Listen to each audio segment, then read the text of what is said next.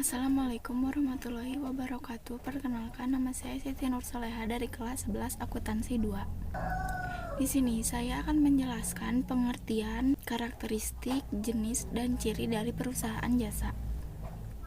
Yang pertama adalah pengertian perusahaan jasa. Menurut Christian Grondros, perusahaan jasa adalah segala sesuatu kegiatan bisnis antara pegawai jasa dan pelanggan.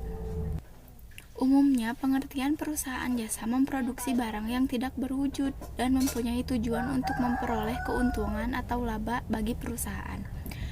Pengertian lainnya yaitu sebagai suatu perusahaan yang menjual jasa yang diproduksi dan mempunyai tujuan dalam memenuhi kebutuhan konsumen.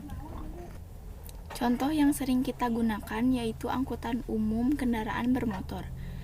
Keberadaan jasa ini sangat memudahkan masyarakat dalam melakukan perjalanan dari satu tempat ke tempat lain. Selain itu, bisnis jasa tersebut juga bisa mengurangi angka pengangguran yang terjadi pada masyarakat. Dengan aplikasi online perusahaan itu, penumpang bisa memanfaatkan jasa transportasi tersebut. Pada saat transaksi, penumpang bisa melakukan pembayaran atas jasa transportasi yang telah didapatkan. Sama halnya dengan perusahaan barang dan perusahaan lainnya. Para perusahaan jasa mereka menjalankan aktivitas ekonomi dengan melihat kebutuhan pasar.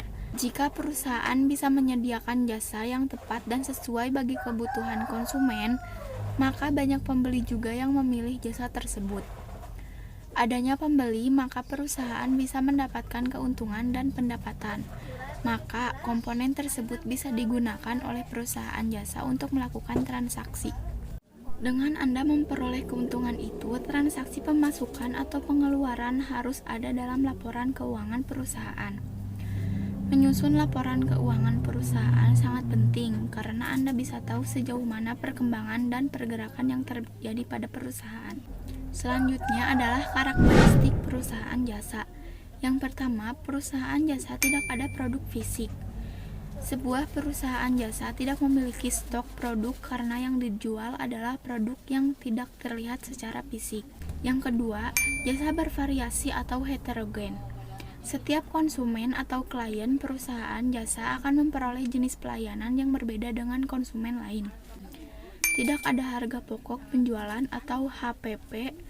Seorang konsumen mencari tenaga profesional untuk membantu memecahkan kesulitan yang mereka hadapi.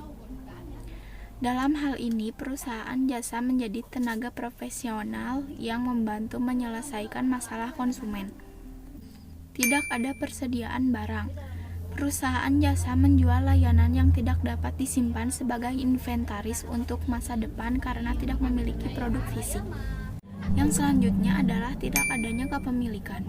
Tidak ada kepemilikan barang adalah salah satu karakteristik yang membedakan antara industri jasa dan dagang. Kemudian, produksi dan konsumsi berjalan bersamaan. Bisnis yang menghasilkan produk fisik melakukan produksi dan komunikasi barang dalam waktu yang berbeda. Karena biasanya barang perlu disimpan terlebih dahulu sebelum didistribusikan atau dikonsumsi. Keterlibatan perusahaan jasa dan konsumen. Perusahaan jasa dan konsumen biasanya memerlukan interaksi agar jasa diberikan bisa benar-benar menjawab keluhan dan keinginan konsumen. Kemudian, jenis-jenis perusahaan jasa. Yang pertama, perusahaan jasa keuangan. Contohnya adalah bank, pegadaian, perusahaan asuransi, dan lain-lain. Kemudian yang kedua, perusahaan jasa telekomunikasi, seperti operator jaringan seluler, jasa kurir, dan lain-lain. Yang ketiga adalah perusahaan jasa transportasi. Transportasi darat, laut, udara, dan contoh kecilnya adalah ojek.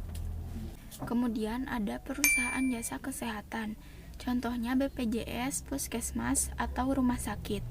Yang terakhir adalah perusahaan jasa pendidikan, seperti bimbingan belajar atau bimbel. Di poin terakhir ada ciri-ciri perusahaan jasa. Yang pertama, tentunya kegiatan utamanya adalah menjual jasa. Kemudian yang kedua, menyediakan produk dalam bentuk fisik. Maksudnya tidak menyediakan produk dalam bentuk fisik. Yang ketiga, hasil produk jasa tidak dapat disamakan. Yang keempat, tidak memiliki harga pokok produksi. Dan yang terakhir adalah tidak ada standar harga yang umum. Sekian dari saya. Wassalamualaikum warahmatullahi wabarakatuh.